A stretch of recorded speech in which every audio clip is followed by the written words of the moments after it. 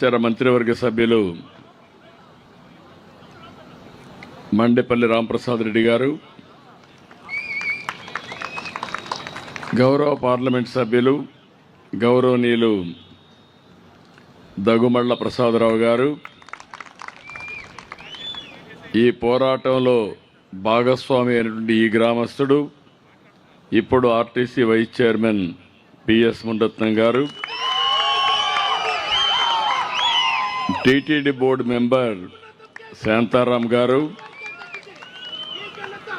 అదే మాదిరిగా గౌరవనీయులు మిత్రులు శ్రీ బిఆర్ సురేష్ గారు,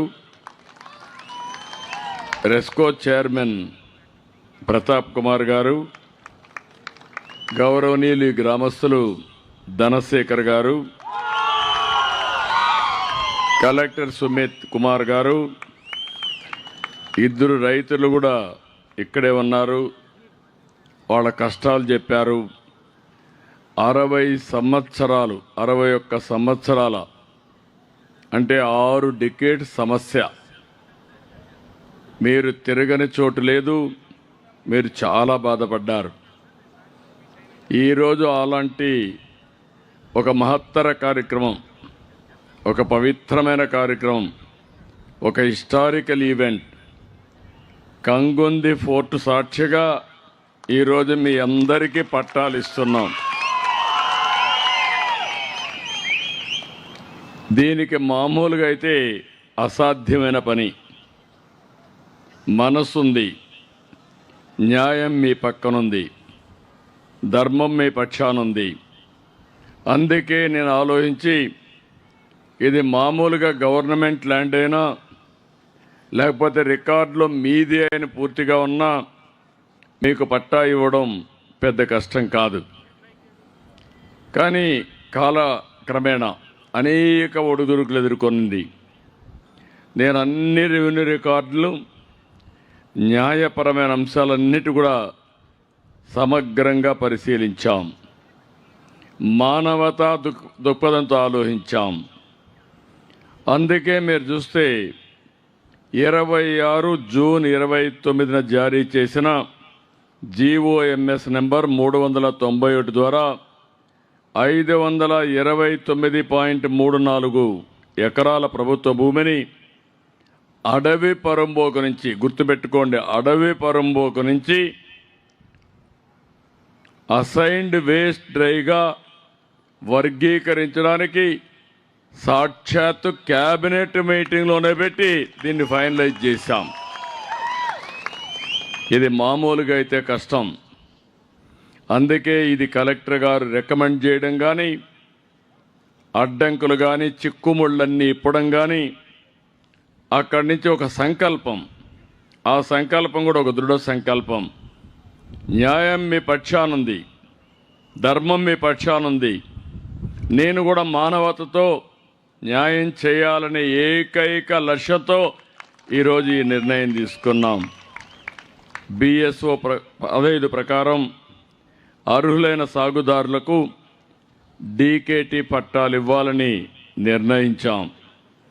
ఈరోజు 322 మంది అర్హులైన లబ్ధిదారులకి 460.19 ఎకరాలు పట్టాలు ఇవ్వడం నా చరిత్రలో ఒక ఆనందమైనటువంటి రోజు. ఇంతకంటే హ్యాపీనెస్ ఇంకోటి ఉండదు. ఇందులో కూడా BC కుటుంబాలు 253, OC కుటుంబాలు 10, SC కుటుంబాలు 13, ST కుటుంబాలు 46 ఉన్నాయి. ఈరోజు ఒకటే ఆలోచించాం, సామాజిక న్యాయం, సమాన అవకాశాలు. దీన్ని నమ్ముకొని తరతరాలుగా, డికేట్స్గా మీరందరూ ఉన్నారు. అది మీకు న్యాయం చేయాలి. అదే మా నిబద్ధతకు కూడా నిదర్శనం అని చెప్పి కూడా నేను మీకు తెలియజేస్తున్న ఆ పనే ఈరోజు చేశాం. ఈరోజు మీరందరూ గుర్తుపెట్టుకోవాల్సింది, భూమి అనేది కేవలం ఆస్తి కాదు. ఒక కుటుంబానికి భద్రత, గౌరవం, భవిష్యత్తు కూడా భరోసా. ఈ పట్టా రైతన్నకు ఆత్మవిశ్వాసం, పేద కుటుంబానికి గౌరవప్రదంగా జీవించే అవకాశం ఇప్పుడే ఆడబిడ్డ చెప్పింది. ఎన్నో ఇబ్బందులు పెట్టారు, బయటేసే పరిస్థితికి వచ్చారు. కానీ ఒకటే నిర్ణయించుకున్నాం, చావో బ్రతుకో తేల్చుకుంటాం, కానీ భూమి వదిలిపెట్టవని దృఢ సంకల్పంతో పోరాడిన రైతాంగాన్ని అభినందిస్తున్నా. అందుకే ఈరోజు మీరు చూస్తే 1-2 కాదు, దీంట్లో 60లో ప్రారంభమైన వివాదం ఎస్టేట్ అబాలిషన్ చట్ట ప్రకారం అనేక దరఖాస్తులు, అపీళ్లు, ట్రిబ్యునల్ తీర్పులు, జిల్లా కోర్టుల విచారణలు, హైకోర్టు ఉత్తర్వులు, సెటిల్మెంట్ అధికారుల యొక్క నిర్ణయాలు, అటవీ శాఖ, నేను కూడా 4-5 సార్లు, ఇప్పుడు 8వ ఎమ్మెల్యే ఇక్కడ. ఎప్పుడొచ్చినా ఈ సమస్య మీరు చెప్పేవారు, నాకు కూడా అర్థమయ్యేది కాదు. కడాన ఒకటే నిర్ణయించుకున్నా, ధర్మం మీ సైడ్ ఉంది, చేసే అవకాశం నా సైడ్ ఉంది, ఎట్టి పరిస్థితిలో చేయాలని నిర్ణయించుకొని చేశాను. అందుకే ఈరోజు మిమ్మల్ని అందరినీ ఒకటే కోరుతున్నా, ఇలాంటి నిర్ణయాలు చేసేటప్పుడు మానవత ఉండాలి. ఈ రాష్ట్రంలో 2 సమస్యలు ఉన్నాయి, మీరు గుర్తుపెట్టుకోవాల్సింది. ఒకటి, హిస్టారికల్గా కొన్ని భూములు, ప్రభుత్వ భూములు, అటవీ భూములు, లేకపోతే ఎస్టేట్ భూములు, నానా రకాలుగా వర్గీకరణ చేశారు. కానీ చాలామంది పేదవాళ్ళు కొన్ని వందల సంవత్సరాలుగా, డికేట్స్గా మీ ఆధీనంలో ఉన్నాయి. మొన్నే నేను తిరుపతిలో చూశాను, సెట్టిపల్లి 65 సంవత్సరాల సమస్య, ఎవరో అనుభవించలేరు, దాన్ని అమ్మలేరు, ఏమీ కట్టలేరు. అలాంటిది మీరు చూస్తే ఈరోజు దానికి ఒక సమస్య పరిష్కారం ఒక నిర్ణయం తీసుకొని క్యాబినెట్లో పెడితే ప్రభుత్వానికి కూడా ఒక 90 ఎకరాల భూమి వచ్చింది, రైతులకు భూమి వచ్చింది. దీనివల్ల అభివృద్ధికి నాంది పలికింది. అందరూ కూడా హ్యాపీగా ఫీల్ అయ్యే పరిస్థితికి వచ్చారంటే అది ఒక చరిత్ర, అది మొదటిసారి చేశాం. ఇంకొక పక్క వట్టి చెరుకూరు గ్రామం, 100 సంవత్సరాలు ఊర్లో కాపురం ఉంటున్నారు, ఇండ్లు కట్టుకున్నారు. ఓసారి అధికారులు వచ్చి ఈ ఇల్లు మీది కాదు, ఈ స్థలం మీది కాదు, మీరు వెకేట్ చేయాలంటే బాధపడిన రోజులు ఉన్నాయి. అందుకే అలాంటి సమస్య తీసుకొచ్చి క్యాబినెట్లో పెట్టి దానికి కూడా పరిష్కార మార్గం చూపించాను. ఈరోజు 3వ సమస్య కంగుంది, ఒక చరిత్ర. ఇక్కడే ఒక తమ్ముడైతే అక్కడ నేషనల్ ఫ్లాగ్ పట్టుకొని మొత్తం రాక్ క్లైంబింగ్ చేస్తూ అక్కడికి వెళ్ళే పరిస్థితికి వచ్చాడు.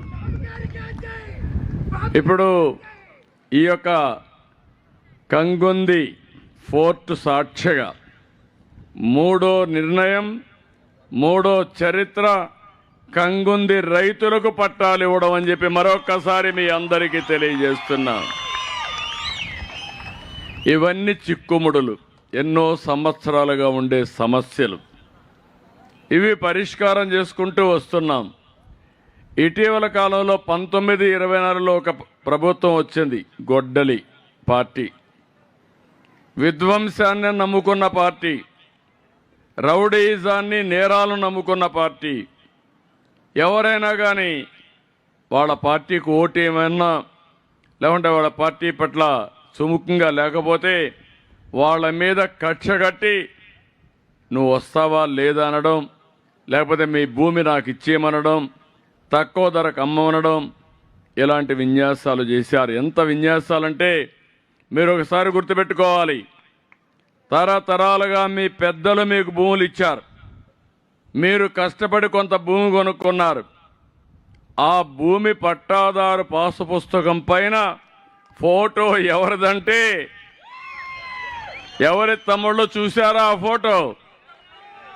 ఈరోజు ఆ ఫోటో పట్టాలన్నీ తీసేసి రాజముద్రతో మీకు ఇచ్చేసే పట్టాలు ఇస్తున్నా. నేను వేసుకోవాలంటే నా ఫోటో వేసుకోలేనా? నేను 4వసారి ముఖ్యమంత్రి. ధర్మం కాదు, న్యాయం కాదు.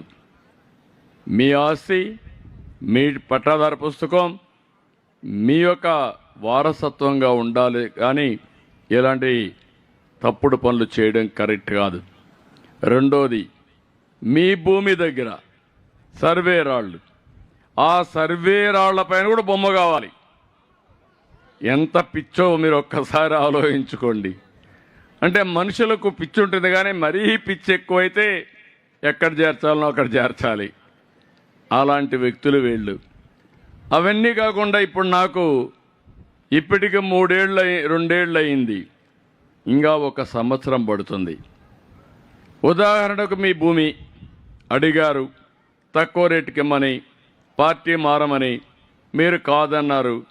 దానికి 22A అని పెట్టేశారు. అంటే నిన్నటి వరకు ఆ భూమి మీది, ఇప్పుడు ఆ భూమి ప్రభుత్వాన్ని. కుయ్యోమొరో అంటూ ఏం చేయాలనో దిక్కుదెలిన పరిస్థితి ఇప్పుడు నాకు పెద్ద సవాలుగా తయారైంది. ఒకవేళ నేను కానీ మా అధికారులకు కానీ చెప్పేసి మీరే చేసేయండి అంటే ఇంకెక్కడికక్కడ ఫ్లడ్ గేట్స్ ఓపెన్ చేసి మీ రక్తాన్ని పిండేస్తారు. అదొక పెద్ద సమస్య నాకు. అందుకే నేను ఈరోజు ఆలోచించాను. మొత్తం సర్వే చేస్తున్నాం, సర్వే కూడా పగడ్బందీగా చేస్తున్నాం, మీకందరికీ ముందే ఇన్ఫామ్ చేస్తున్నాం, మీ సమక్షంలో చేస్తున్నాం. మళ్ళా ప్రూఫ్ ఆఫ్ కాన్సెప్ట్ రాసి ఇది నీ భూమి అవునా కాదా అని అడుగుతున్నాం. మీరు అవునని సంతకం పెడితే మళ్ళా మెడ్రాస్ పంపించి అది కూడా సెక్యూరిటీ ప్రెస్లో మన కరెన్సీ నోట్లు ఎట్టయితే ప్రింట్ చేస్తారో అలాంటి ఇచ్చేసి ఆ రికార్డ్ అంతా కూడా పగడ్బందీగా పెట్టేట్టుగా చేసి ఆ పుస్తకాలు తెచ్చి మీకు ఇస్తున్నా.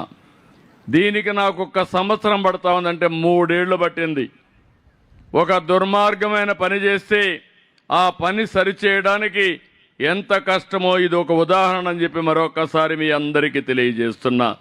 అయితే నేను చాలా గట్టిగా ఉంటా. కష్టమైనా సరే శాశ్వతంగా చేయాలనుకున్నా. ఈరోజు రాబోయే రోజుల్లో ఒకటే హామీ ఇస్తున్నాను మీకు అందరికీ.